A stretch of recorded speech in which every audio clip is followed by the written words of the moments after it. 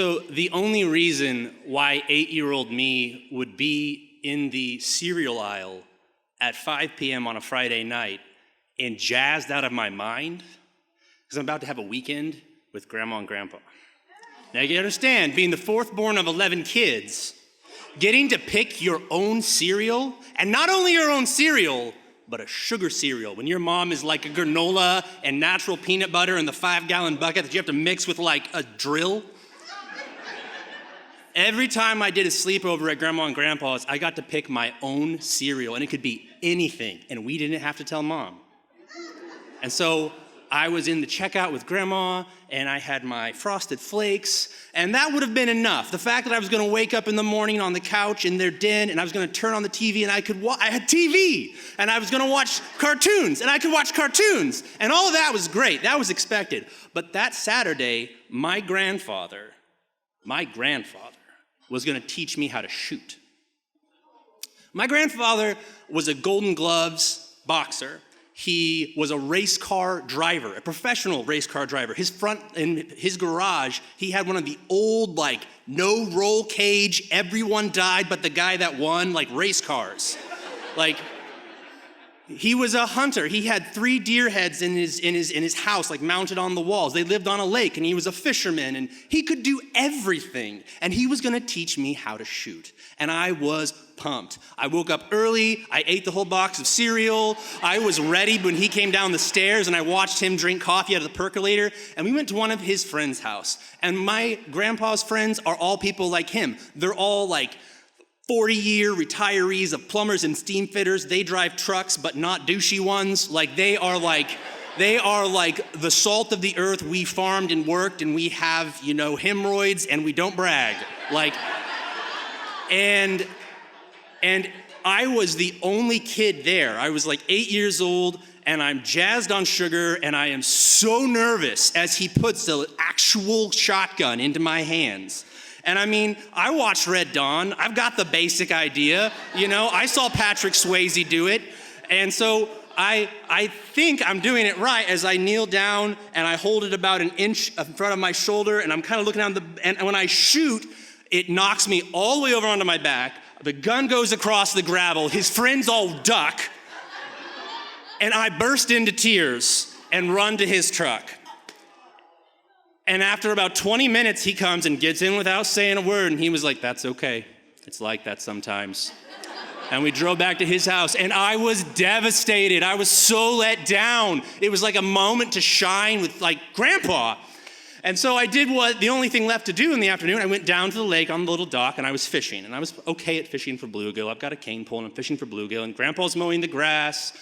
And I'm just sad, and like I'm just like I blew this moment with my grandpa, and out of nowhere I hear the lawnmower stop, and he comes down onto the deck, and he says, "Hey, catch me one of those bluegill."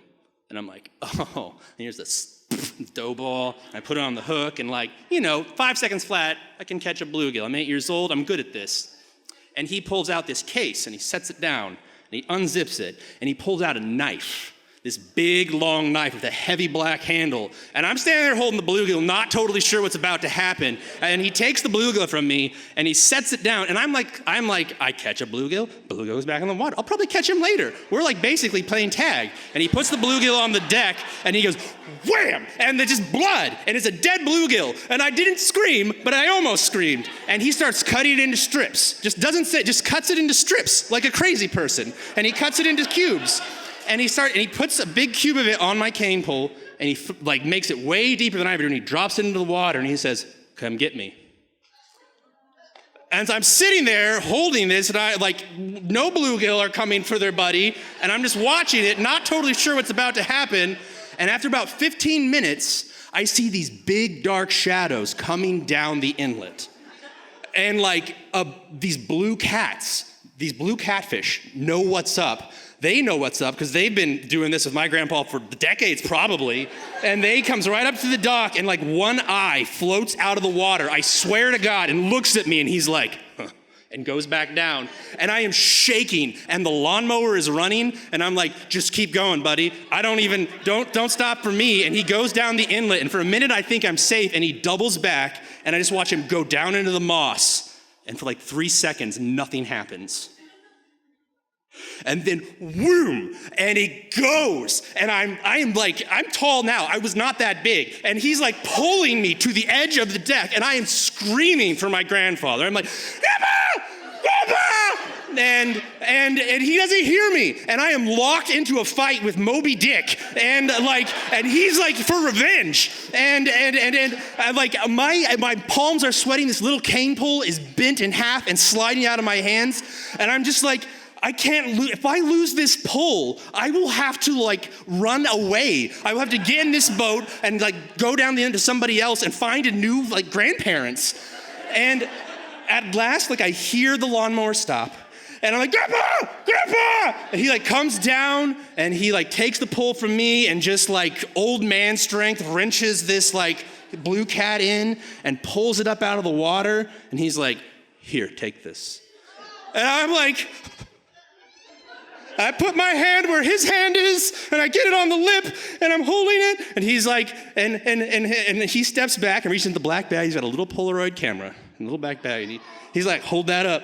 I'm holding it up, and I smile for him, and he takes a picture, and I have this picture. It's this blue cat about as long as my torso, and you can see just this part of my smile. And that's the only thing I really have to like remember that day by, this little moment of smiling. My grandpa helped me get a win. Thank you.